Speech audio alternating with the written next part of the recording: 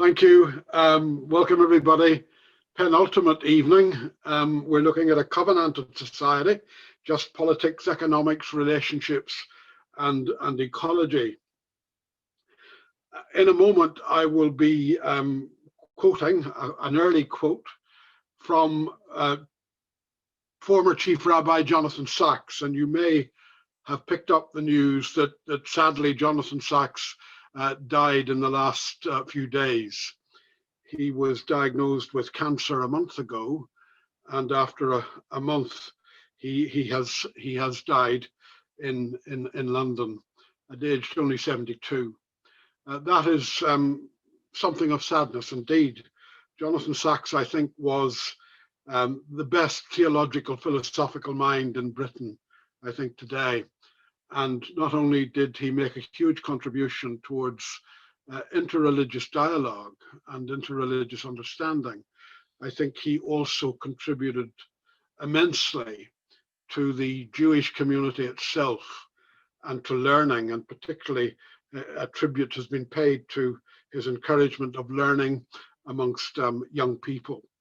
So this is someone who is, I've quoted frequently in much that I do, someone who has enabled me to see the richness and depth of the Jewish tradition and how much that is at the heart of our Christian tradition, and we do not understand much of our Christian tradition without understanding that Jewish tradition. So I think Sacks is going to be someone who will be hugely missed and a huge loss to the human community and communities of faith.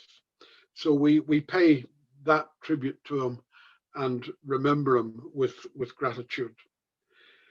Commercial contract creates the market and social contract creates the state, but both are often driven by self-interest. Contracts are not enough. And as the Jewish tradition of Jonathan Sacks has always recognized, covenant shapes a quite different set of relationships. Covenant moves from I to we. In covenant, we move from a me, and together we form a we. And core to this is the dignity and respect of everyone, a bond of love and trust, a sharing of interests, a common good, and a commitment to each other and to do together what we cannot achieve alone.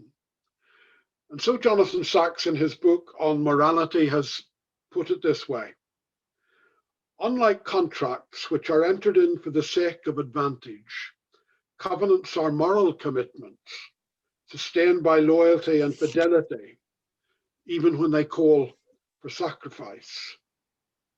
A contract is a transaction. A covenant is a relationship. A contract is about interests. A covenant is about identity. That is why contracts benefit, but covenants transform.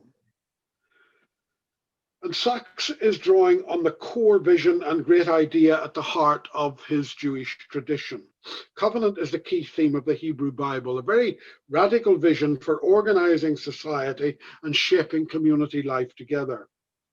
It's at the heart of the Torah. It's central to the Hebrew prophets, who called for a renewed vision and a society, and a renewed vision of a covenanted society is at the heart of the teaching and preaching or practice of the Jewish rabbi and prophet Jesus.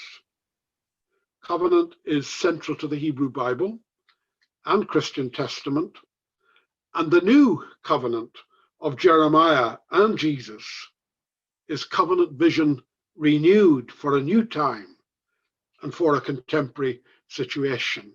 We will come back to that. But let's look at covenant as a moral vision. Now, covenants or moral treaties were already familiar to the emerging community of people who were Jewish. Near Eastern neighbors already had covenants, and they did have moral content. The axial age, to which we gave some thought a couple of weeks ago, those years from 900 to 300 BCE, that was the great age of religious formation with ethics at its heart. and ancient Near Eastern agreements between ruler and rule did have ethical and moral content. When a rabble of slaves were liberated from the economic slavery of brutal taskmaster Pharaoh, they somehow had to be shaped into a community with a community constitution, which included a vision of what community meant and how it would work. They did not form this in a bubble, but were always aware of neighbours and of the myths and values of neighbours. They did not share all their neighbours' myths and values, just as all Irish people do not share the foundational myths and values of the neighbouring island. Some do, or imagine in some cases that they do, but there are different myths and differently nuanced values. And so it was in the ancient Near East. Community formation for ancient Israel meant borrowing myths and ideas and giving them a radical twist. They took an old Babylonian creation myth and an old Mesopotamian flood myth, and they reworked them in a very radical and a very ethical way. They did the same with the old Near Eastern idea of covenant. They reshaped the Near Eastern covenant from their foundational experience of liberation from Egyptian economic slavery. And in a foundational moment at Mount Sinai, Moses gave them a constitution with a moral vision at its heart. And the core of all that was covenant, a concrete way of organizing life together as a radical alternative to other communities and life around them, often based on lots of injustice. And the founding covenant at Sinai was to be periodically reiterated and reenacted in many liturgical settings. It was never a one-off event, but a covenant to be renewed by each new generation. The relationships and the commitments and the values were to be refreshed and renewed, reworked for new moments in history, and public ritual and liturgy with a sense of the transcendent and sacred at the heart of it all was the way by which covenant and societal commitments were renewed. God was not an abstract principle, a philosophical concept for the Hebrew people. In their sacred text, God was a verb, a doing word, an action or event. And part of their foundational myth told of the encounter Moses had at a burning bush. He was to be the human agent of liberation of slaves from Egyptian economic oppression. And terrified, who wouldn't be, at the prospect of being a liberator, he stalled and demanded to know who the mysterious presence in history was, asking him to be a liberator. And asking for a name, Moses' way, I suppose, of feeling he was in control, he got an obscure response in Hebrew. The English translations have, "I am who I am." Now, if the Hebrew can be translated, a closer reading would be, "I will be who I will be." God is known in the action. In the heat of the liberating event, leading out from economic and political oppression, the mysterious sacred will be known. God is not for armchair generals, for academic, philosophical, or theological speculation. But the mystery is known in the heat of liberating social action and just community creation. Walter Brueggemann puts it this way: the idea of covenant is not simply a discussion and clarification about the character of God. Israel understands that every notion of God carries with it a proposal for the organization of society. So covenant is a moral vision of society, and Israel's moral vision of God is a proposal for an alternative organization of society to that of Egypt, to that of Canaan, and in their later history. It's an alternative social vision to the hierarchical and socially and economically oppressive society created by King Solomon. Covenant was a social critique. And alternative vision, the world and society can be constructed and organized differently. And at the heart of their moral social vision were concrete moral values, represented by a cluster of words used indivisibly and some of them interchangeably.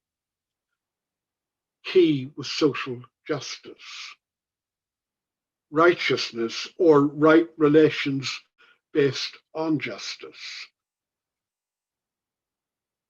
tenacious solidarity in community, non-violence, and inclusivity were the values of covenant. So let's look for a moment at covenanted economics. COVID-19 has been a public health crisis.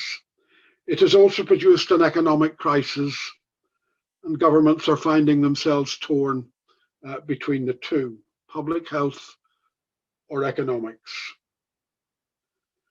With businesses and workplaces grinding to a halt, the economy has collapsed on a global scale, and governments have had to step in with furlough schemes involving massive borrowing.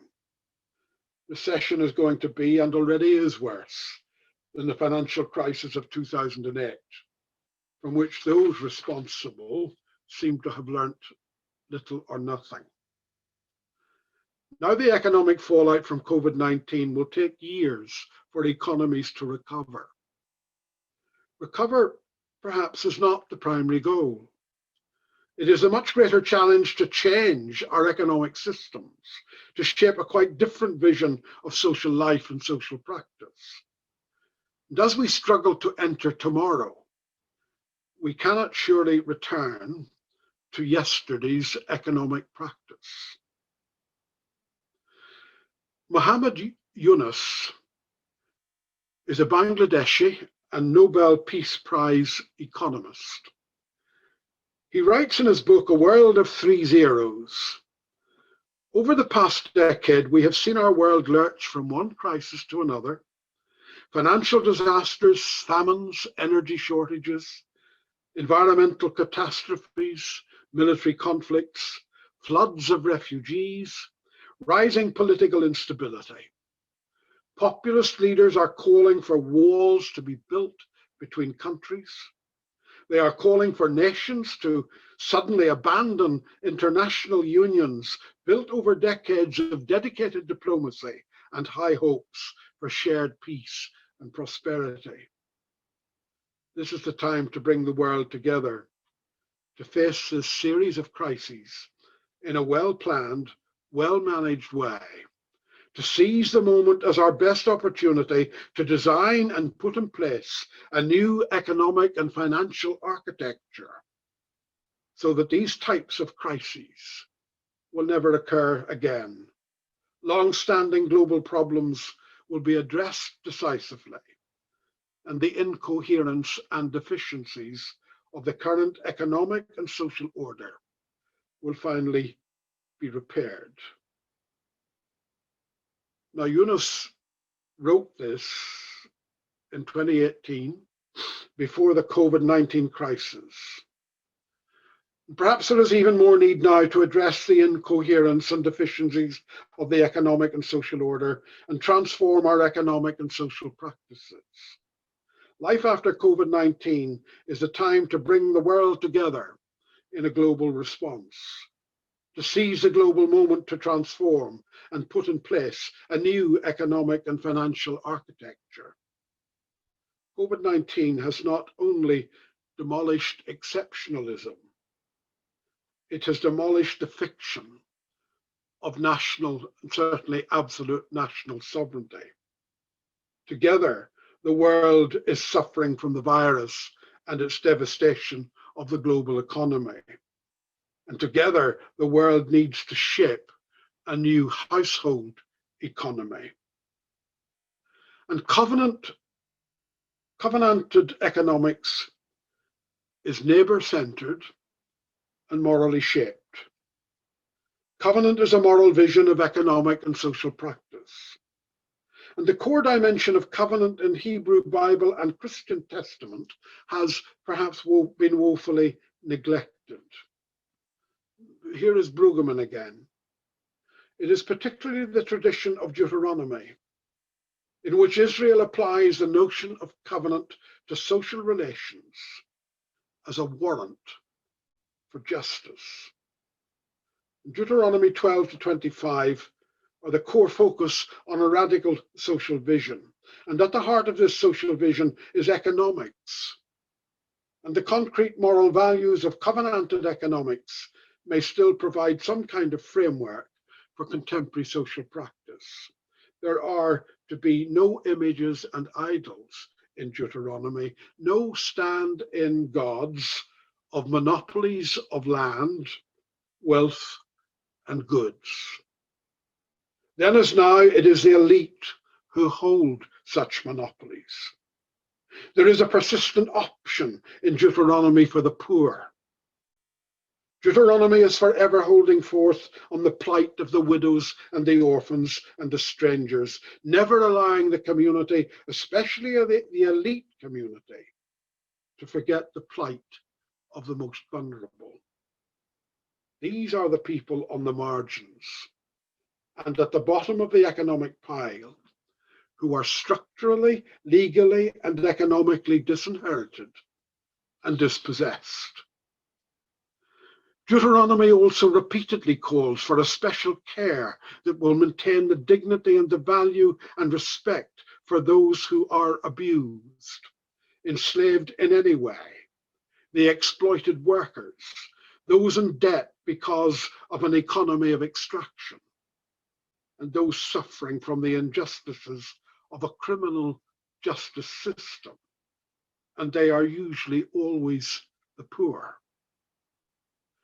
Deuteronomy is also concerned with covenanted institutional justice. Public life and socio-economic practice are to be expressed institutionally.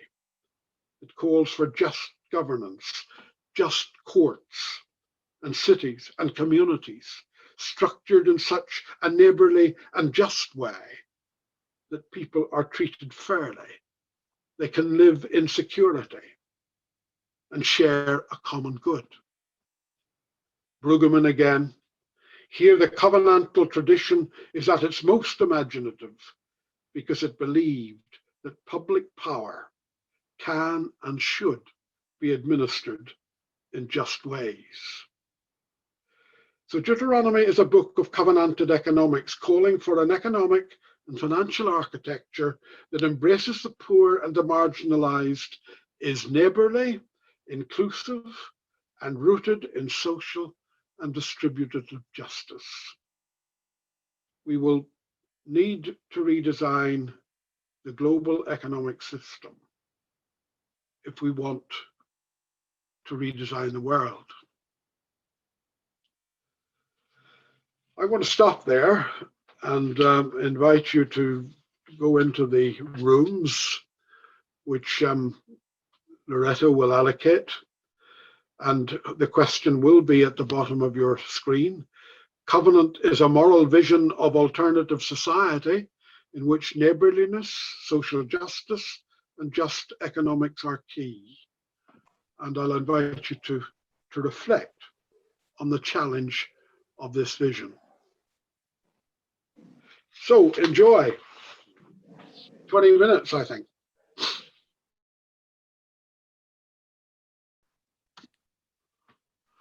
Okay, I think I'm back on air.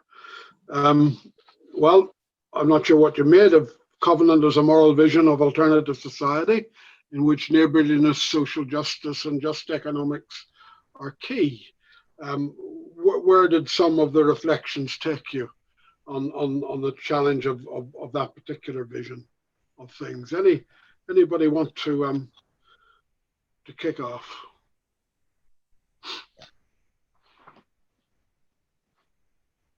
I feel from Tori. Live. Oh, well, okay. So, oh, sorry. Maybe you just appeared on the screen. Yeah. Right. So yeah, it's Clive here. Well, obviously we discussed this, and you know it was quite an interesting discussion actually. But what we sort of came about the actual probably the best way to get sort of some kind of like a global covenant, as it were, is probably the threat from climate change. That it's something that's going to affect the whole world to various degrees. Obviously, the lower lying countries, nations that their main population live close to sea level are going to be probably affected worse and probably earlier than a lot of other countries. So, but I think that it needs all countries to get on board with this. We discussed that obviously China, as they're busy burning fossil fuels as fast as they can shovel it into the furnaces, but their argument is that the developed world, the Western world, have had their industrial revolution. We're going to have ours now. So, but it needs probably needs leadership from some of the from the more developed countries. Certainly, the United States of America. Previously, Donald Trump has denied there's such a thing as climate change, and we're hopefully with the change of president. I think Joe Biden has actually said that he is now going to renew America's sort of commitment to the Paris Agreement for climate change. So hopefully something will come out of that. But it needs I suppose like a covenant between nations, and it needs the more wealthy nations to actually I think to take the lead on this. Okay. That's how we kind of that was the main thing that came out of it, I think. When you say the more wealthy nations, you're actually making the connection between the ecological issues and the economic issues. Somehow or other, the two things are connected. Well, yeah, they are, yeah, because obviously a lot of wealthy nations have got their wealth from causing this global catastrophe. It's through the production of greenhouse gases over the past 150 years, 200 years that has actually sort of is causing this change in the climate. And unless something is done dramatically very soon, it's going to. I think we're going to reach a tipping point where it's point of no return. And okay, I think we're going to have a second flood, irrespective of what another a catastrophe. The flood is a chaos story, catastrophe story, and the climate change thing is a contemporary, potentially catastrophe story. But we have a big important world gathering in Glasgow next year, and that's going to be hugely important. And I noticed the British Prime Minister, I think, has invited Joe Biden to attend that. We assume that by that stage they'll have sorted out the American election. Hopefully. Any others? I was thinking, Johnston, the multinational companies that transverse all nations and boundaries and fight their way out of giving any kind of tax revenue into countries where the taxes would actually go to help communities, the health service, etc., etc. So maybe, as you say, the G7 or G whatever number of countries are the big power breakers in it all, actually need to have some covenantal agreement, if you want to call it that, towards Okay. the multinational countries. They have to kind of pay something in, because obviously they're reaping the millions, and it's being extracted from the poor or at the expense of poor countries. And I'm aware, the Pope kind of challenging the powers that be to release third world debt, and that's been an ongoing issue. I don't think they've really come to terms with that one or agreed to it, but that's part of the challenge, isn't it? Sure. In terms of Jubilee being part of covenant, Yeah. Hebrew mindset, the whole thing of Jubilee, release of slaves, release of debts, is part of covenant, and obviously that needs reenacted again on a worldwide basis. Well, it's interesting. I think we need to see connections between Davos in Switzerland, which is really the big multi whatever, and the kind of conference in Glasgow, the climate, the agreements, Paris, etc. I think it's interesting that one of the books of recent times, to much acclaim, is a book on the history of debt in the world. And the author of that book is not, I've forgotten his name at the moment, the author of that book is not coming from any faith perspective necessarily, but he's suggesting that the only answer to the whole problem of current debt on our planet is some kind of Jubilee response. Yeah. On that kind of model. Yeah. Yeah. Definitely. I think the other wee point we kind of were reflecting at the end, with COVID, we're probably more aware of neighborliness and the question of social community awareness and needs, but the whole economics is a bigger issue on the worldwide basis that we're in it, but we don't know how to change it or get round it or past it. There might be an interesting moral question looming. Who can afford the vaccines most? Yeah. Sorry, what was that, Johnston? Who can afford the Who can afford the vaccine? vaccine? Yeah, Oh, vaccine, yeah, yes. yeah, yeah, right, yeah. Is there any change to be got out of the argument that money is actually meaningless when it comes down to it? People are wondering how all this debt that the government's getting into is going to be paid back. But money is fictitious in a way. Okay. Mm. And the idea of buying and selling money is just ludicrous. What Helen might what might the alternative be? Exactly. Or does there need to be an alternative?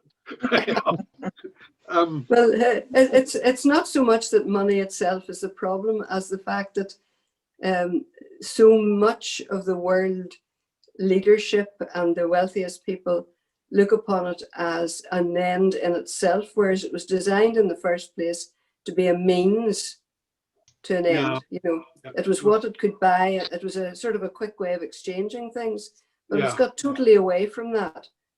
And you've got people in stock markets making fortunes, buying and selling the stuff, It's not real. I keep saying they think it's real. It's only figures written down on paper or in a computer. Yeah. So what is reality when it comes down to it? It's quite a philosophical thing. It is. Was reflecting, Johnston, in the wee bit in Revelations, it talks about in 1 hour the merchants of the earth in tears, because in 1 hour it talks about like financial world collapse, out of which you have the Hallelujah chorus arising. Not surprisingly. What's that? Not surprisingly. Yeah, not surprisingly. I don't know if the bankers that get up to stand for the Hallelujah chorus realize what they're singing about. Well, I think if we could only, but we know what use the Book of Revelation has been put to in the history of a lot of Western Christianity in particular. Yeah. Totally as unreal and as ludicrous as Helen's suggesting some of the money thing is. And maybe we need to see what's going on in this book is a most devastating critique of a domination system. Yeah. And an economy of extraction. Yeah. I was talking about the collapse of all that. And about the collapse of it, and is it going to take another financial collapse worldwide, like the last crisis in 2008, to actually get nations to face up to world economics and actually realize they have to share it about? Well, there are economic voices out there, I think, like Mohammed Yunus, and the voices like that need to be heard, I think, and others. Yeah. There's the Oxford economist who Donut Economics is her famous book. Again, her name slipped my memory at the moment. But there are people thinking about some of this stuff. Right. Yeah. There's also, sorry, the difficulties of changing a culture. If you look at what's happening in America in relation to race,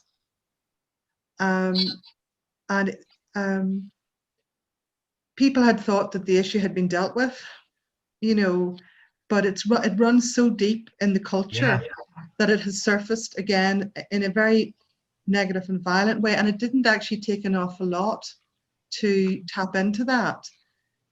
You could say the same about sectarianism here. Yeah. So it's how difficult it is to actually change a domination system and expose it, and for people who are caught into it to take responsibility for it.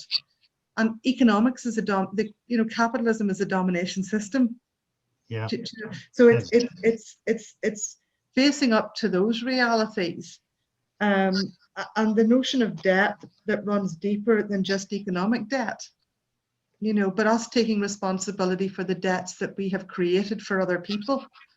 So it's all interconnected, but I think that the challenge of changing a culture is really the biggest challenge that we face in terms of trying to address some of the realities of justice. And I think, Kathy, just building on that, to me, culture is values and norms of a society. And you're right, unless you change the values and norms, you're never going to get the change in the practices within that society. But it is possible. And I think as a Christian looking inward, I think it has to start within our own faith traditions. And we have to be a lot more clear about what Jesus is saying about these issues and be absolutely clear what we're saying. And it may be different to the norms of society, but that's fine. That's what we have to say.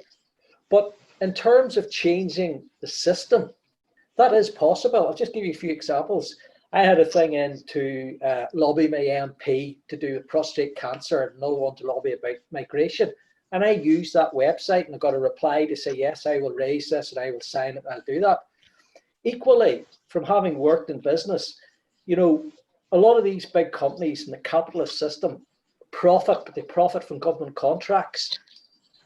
So what you need to do is play the game. You need to make sure that one of the conditions of a government contract is that these big companies do X, Y, and Z, whether that's donating to society, addressing imbalances within their workforce, whatever the case may be.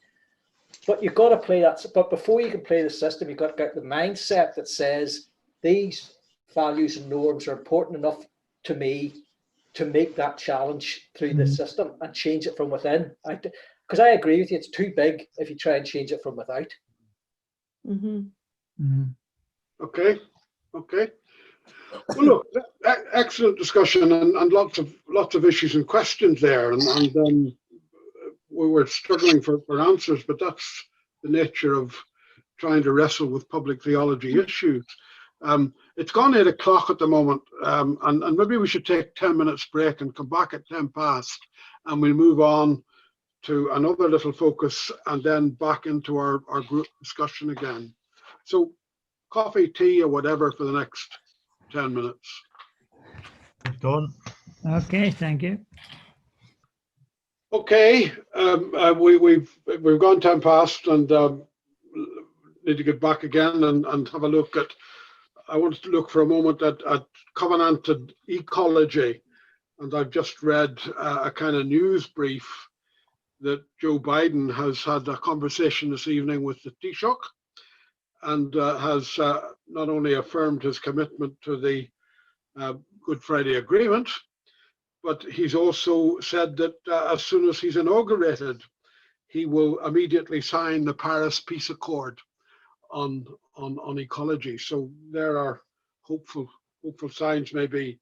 But economics and ecology are not only derived from a common Greek word having to do with oikos, or household, they are inseparable.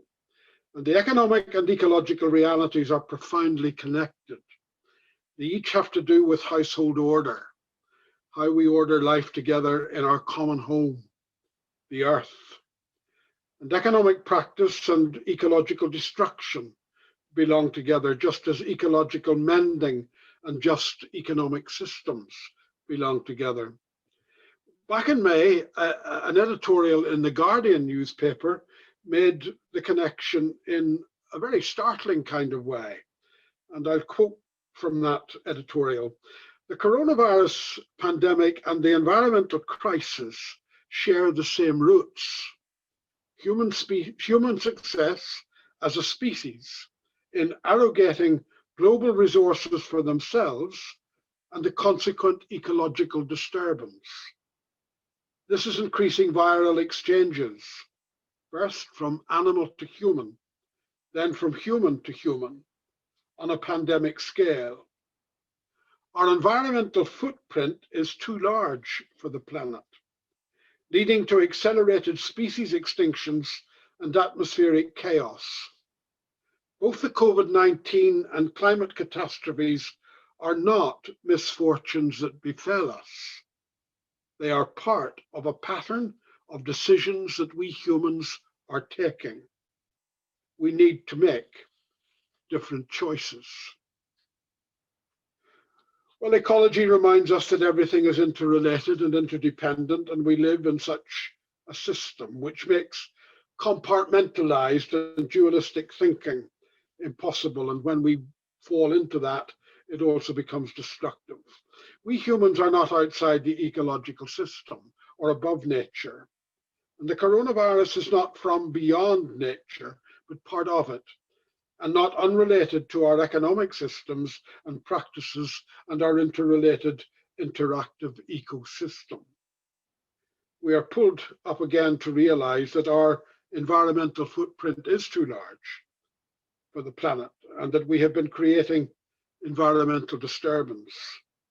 This is now, I think, fairly established consensus, still disputed by some, but usually those with a vested interest in arrogating resources and monopolizing goods and land and wealth.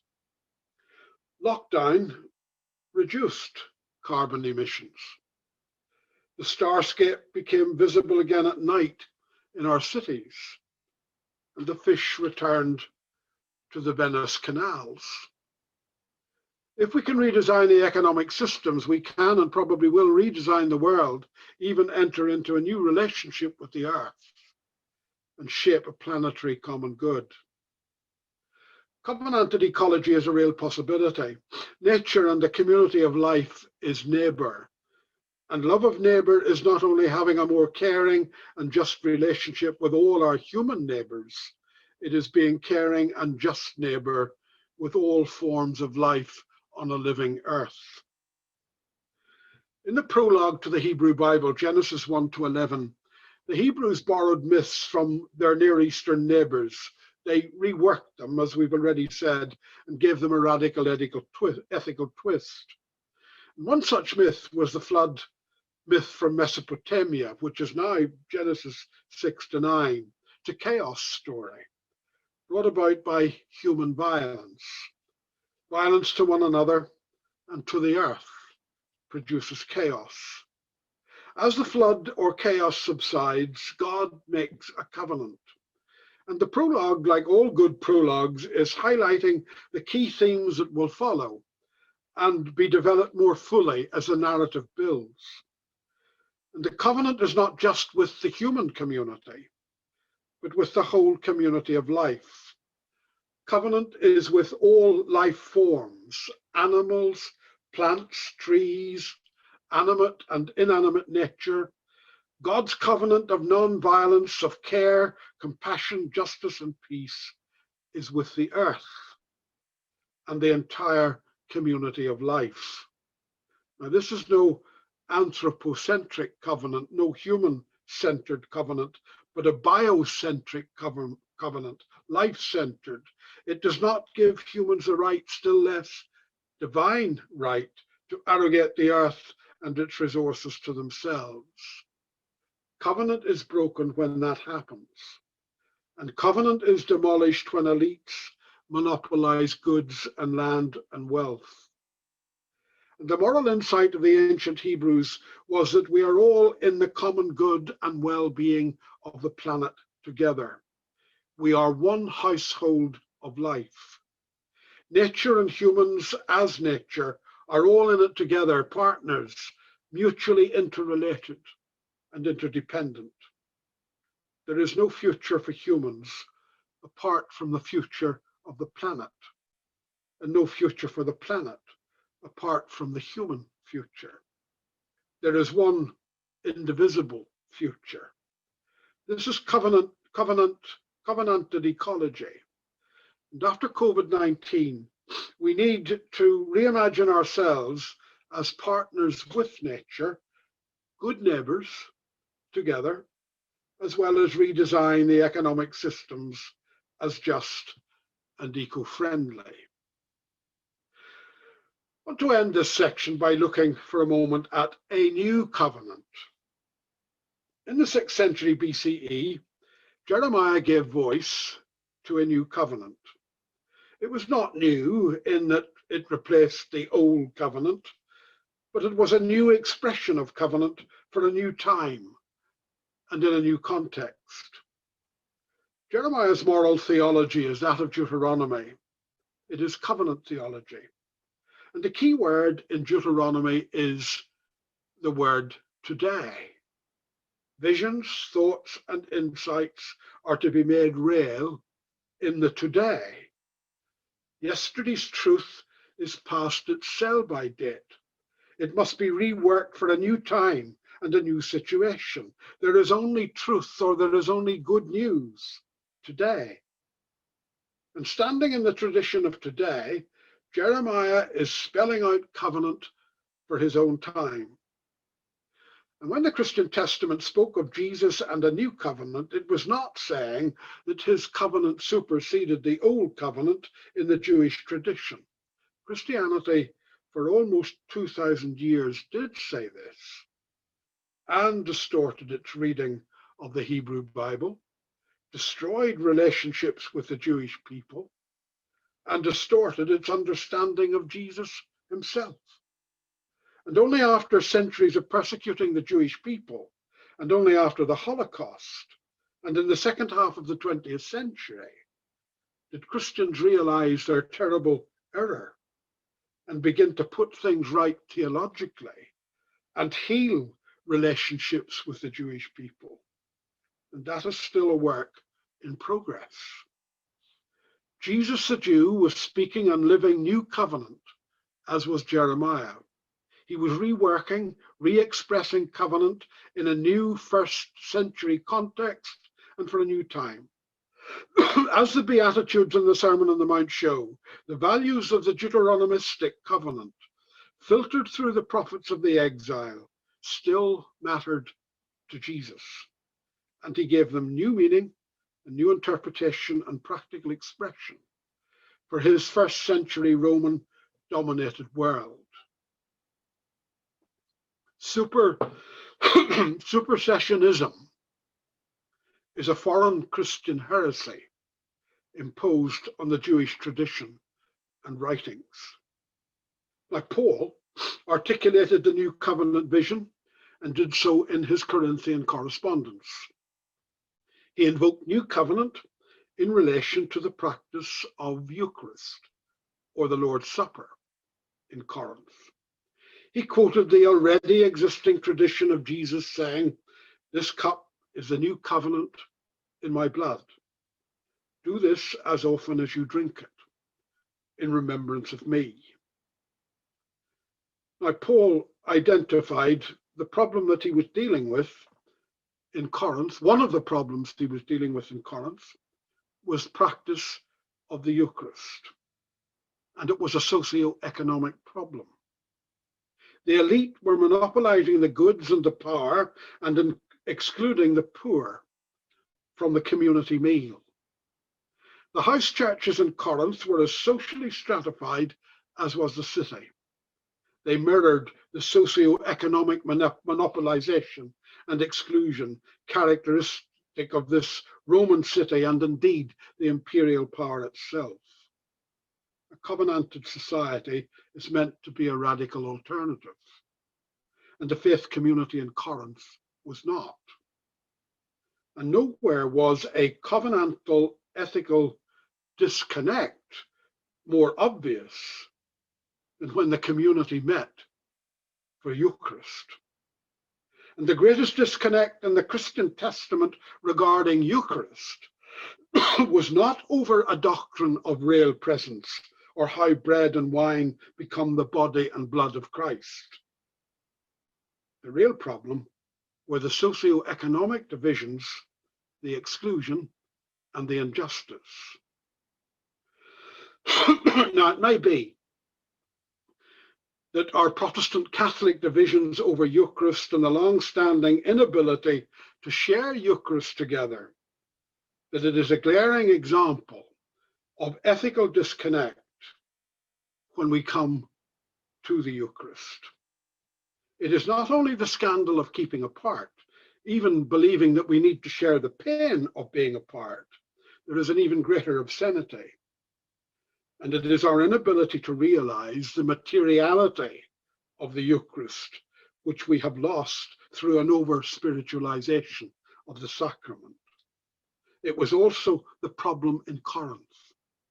They were super spiritual, at least the wealthy elite were, or thought they were. And Eucharist was a full meal in Corinth, something lost in our reductionism.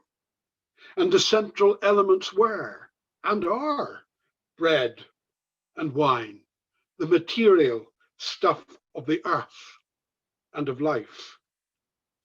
And in the Gospels, Jesus was frequently at meals, a central part of his life's work, visible signs of the reign of God, and his guest lists were offensive to the respectable and the elite and the hyper-spiritual.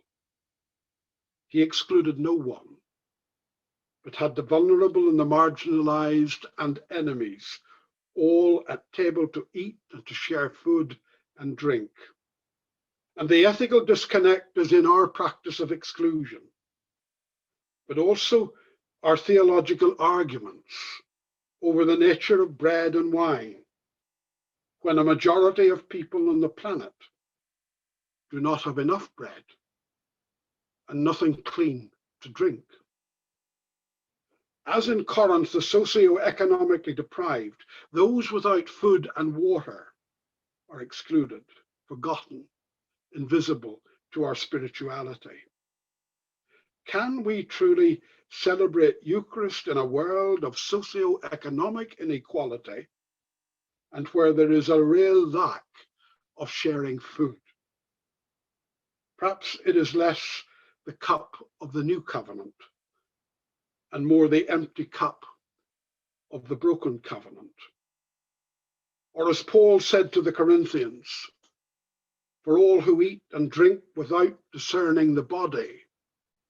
And he doesn't mean the elements of communion, but the community eat and drink judgment against themselves.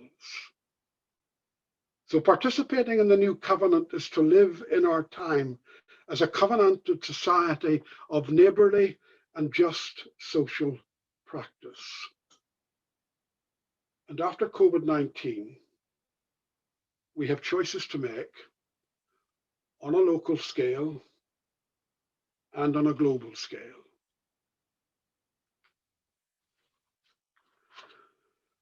What would a new covenant mean for the people of Ireland? We'll take 15 minutes, maybe tossing that question around. What would a new covenant mean for the people of Ireland? I take it we're back in the main session again. Well, what would a new covenant mean for the people of Ireland?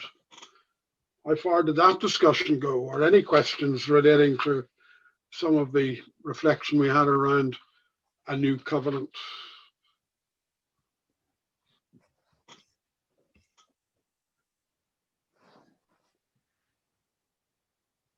Any takers? Pauline, do you want to have a go for our group? Yeah, should.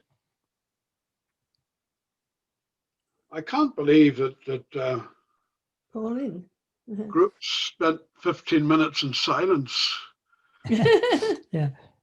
Pauline, you were terrific in what you said.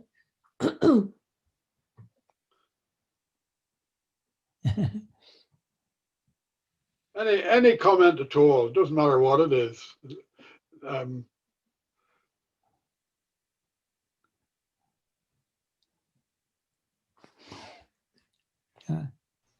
Oh, Yeah. Oh, sorry. We There were There we go. reflecting on the covenant in terms of the three aspects of the covenant. Yeah. The neighborliness, and then we were thinking of who is our neighbor, right. and that's about all nations. It's not just our own people, or it's not just the people even within Ireland, or people of different socioeconomic groups, religion, whatever. It's broader than that. It can be within those who are refugees, all of the people who have come in. So it's very much about the neighbourliness, about the inclusiveness. And then the social justice, we thought of that in terms of, what was I saying? Thinking of, social homeless people and those in poverty, and looking at how we can spread the wealth, I suppose, in terms of their benefits.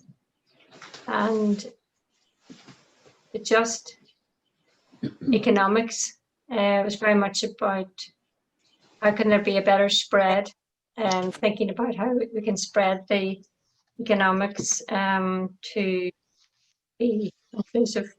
I'm not remembering very well. And I suppose we thought of that being like a flow, that neighbourliness should flow into social justice, and social justice, should flow into a just economy. Okay, very good, Pauline. Thank you. Yeah. Any of the other groups? Johnston, our group actually kept the question. You'll be surprised to know. Oh boy.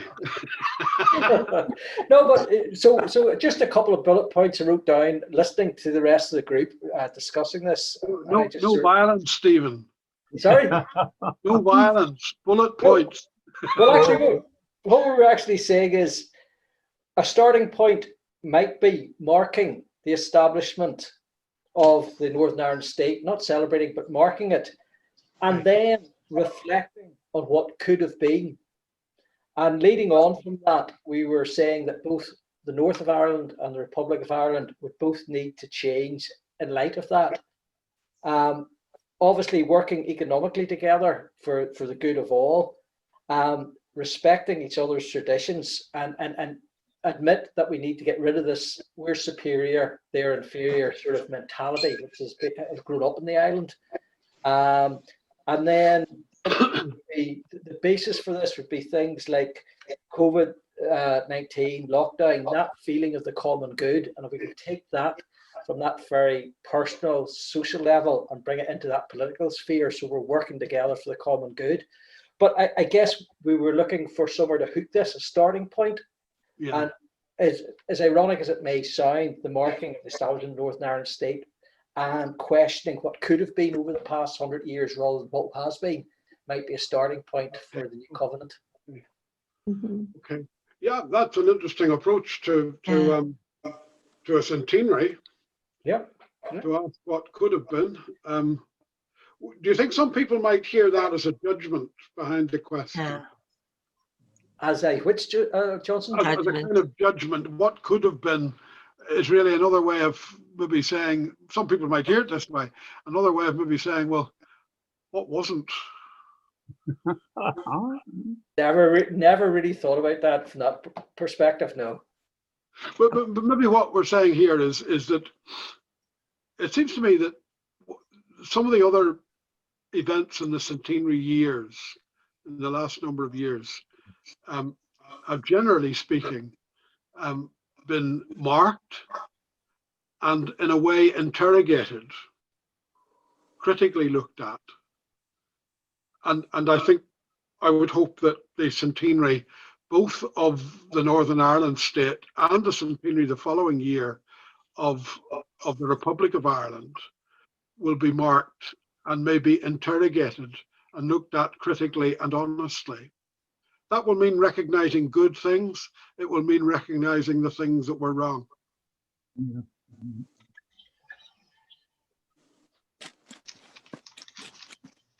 But well done in that group, Stephen. That opens up a good, fresh way of trying to look at this centenary.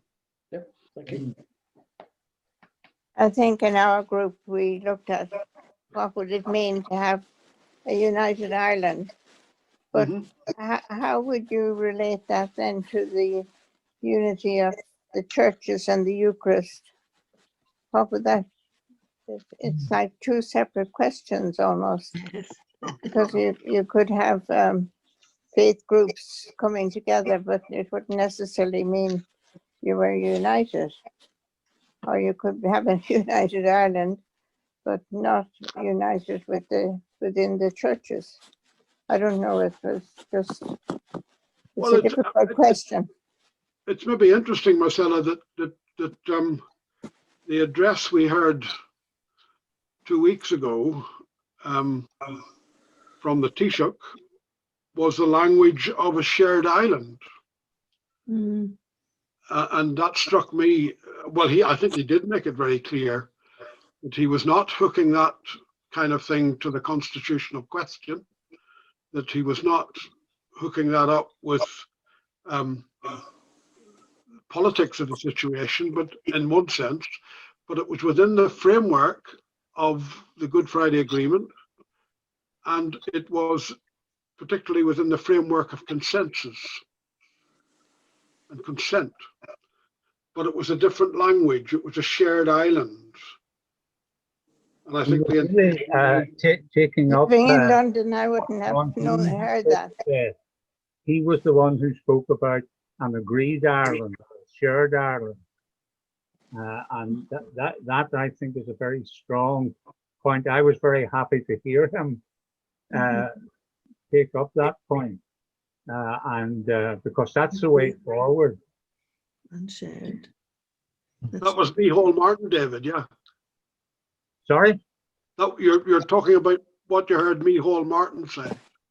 Yeah, he was really building on what John Hume had said. Yeah. Oh, yes. Yeah. It's tremendous. Shared and agreed. That's wonderful. That'd be wonderful. But still, there are those who see a threat in that. Yeah. And there were some responses, not all, but there were some responses that really thought it was sugarcoating the old United Ireland idea. But I think that was not really hearing what Martin was saying. We wondered, would Brexit, ironically, perhaps force us into this sort of shared or agreed island approach, that it might be the economic driver that will be uppermost in making that change? That would be very much the British Prime Minister thinking. He would be happy if we just floated off into the sea. And there was Which sea, David? oh, that's a good question. What else could it be, Johnston, but the Irish Sea? I think that the three issues that I think Martin was highlighting for shared thinking and shared imagination were health, economy, and climate. That we need some kind of shared thinking around those areas towards what we might describe as a common shared good on the island of Ireland. He was quite clear that he was quite clear also that his government have no intention of talking about a border poll in the next 5 years. Mm-hmm. Yeah.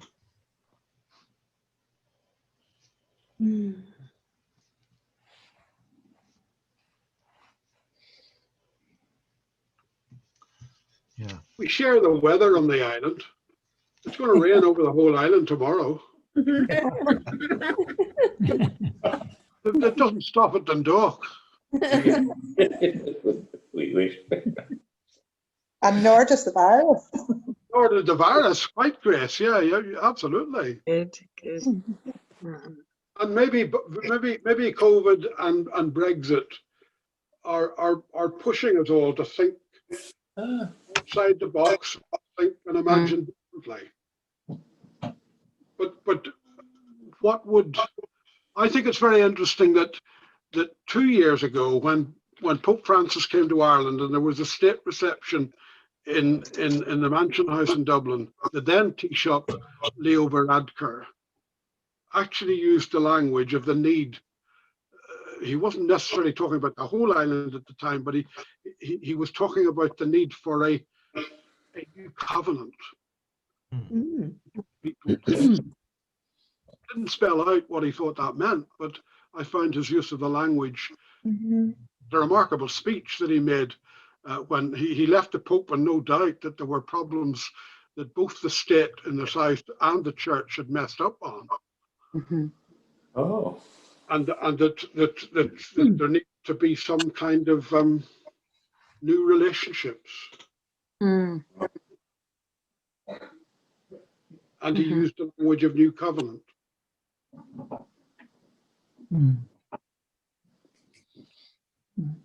Johnston, one of the considerations that is in my mind when I am thinking about these larger political issues and also my own Christian tradition is Paul's idea. There was Paul, a Jew, but also a Roman citizen, but also an intellect and a spirit capable of thinking that in his tradition, which would have been the covenantal tradition, there is neither Greek nor this, that, and the other thing. So there was a universalism. And I know that that thinkers from time to time have gone back to Paul, whether they're Christian or not, but they've gone back to Paul and seen something of inspiration or derived some inspiration from that idea, that universal idea of Paul. So I'm also intrigued, and it's related to this, with the fact that, as I understand it, it was Richard Kearney and other philosophers who first broke out the idea that led to the Good Friday Agreement, whereby, and a key part of that was that you don't have to be British or Irish, you can be both. And it intrigues me that that came from, certainly Richard Kearney is one of our best or outstanding Irish theologians, maybe a post-theologian, but certainly a theologian. So for me, one of the things in my mind when I try to think of what is the future of Ireland, and personally, I would be very happy simply to have Ireland one country, no border, and I would have an Irish flag, in my backyard. I'd be quite happy with that. But that's not the point. The point is that we have different groups. And so what does it mean to be thinking about being part of different groups, and yet under that aegis of what you're calling the covenant, and which I'm just referring to here is that idea of a universal society under God. Anyway, so that's the world that I'm trying to do a little bit of thinking in. Is there some new idea of nationality that can arise when we think about the future of the nation that will occupy or be the island of Ireland? And one of the key things about covenant is radical inclusivity. It is a universal concept and vision. How we work that out in practice, and I think we may need to go back and have a look again at the late Rabbi Jonathan Sacks and maybe one of his best books, wonderful book on the dignity of difference. And how we hold all that together within inclusivity. Yeah. It's certainly something we've struggled with on this island for a long time, the dignity of difference. Yeah, it's wonderful though, in amazing ways. The likes of COVID has broken down barriers because globally we're all in this together, so all of those borders, the land borders across the world have suddenly become meaningless in many cases, unless you're a totally separate island from like New Zealand and can totally close their borders. That I think it shifted our perception of our identities globally, and how we see ourselves and how we categorize ourselves. That and the impact here on the island of Ireland, I think, is profound. That there's a new connectiveness that we realize we can and need the links. Whether it's through health and education or whatever our services are, and the border doesn't stop the virus, and it doesn't stop the hurricanes, and it doesn't stop the issues to do with the environment, and we need to connect. And I think it's broken down. Yeah, thank you very much. That's I think a superb point in which we've reached 9 o'clock and end. But thank you for those thoughts. We go on thinking about this, and we go on struggling with it, and I think we are in some kind of place of transition. Yeah. When thinking is beginning and imagination is beginning to move outside some of the old tram lines and outside the boxes. Let's all play a part in encouraging that wherever we are. Now, just to say, next week is our last week. Thank you for all the discussion this evening. We're looking at Resurrection Now next week, Living Hope in the Present and the Future. I said last week that the book based on this course, or the course based on this book, is now off the press, and I'll be talking further with Maura perhaps during the week as to ways in which we can get this book out to everybody. And the other thing you might be interested in, and I'm sure if you are, you'll hear and get some information about it, we will have another public theology course running in the new year around the theme, Let Justice Well Up Like Water, which is a Jewish translation of a famous text from the book of Amos. And that subtitle of that program will be Just Relations, or Right Relations Based in Justice, and it will be a critical reflection on the book of Amos and the relevance of that particular prophet for today's world and today's Ireland. So you may be interested in that. You'll hear more about it, that course, in the new Are you year. doing that one, Johnston? Yeah. Great. Okay. So can I say thanks again, and thanks to Loretto, who keeps us all Yeah. in order. Yeah. In the room. Thank you, Loretto. Thank you. Thank you. Thank you. Stay safe, everybody. Good night. Night, everybody. Good night, everybody. Bye, everybody. Bye. Bless. Right. See you next week. Yes, See you please next God. week. Yeah. Loretta. Safe home. Thank you. I'm home. That's not fair.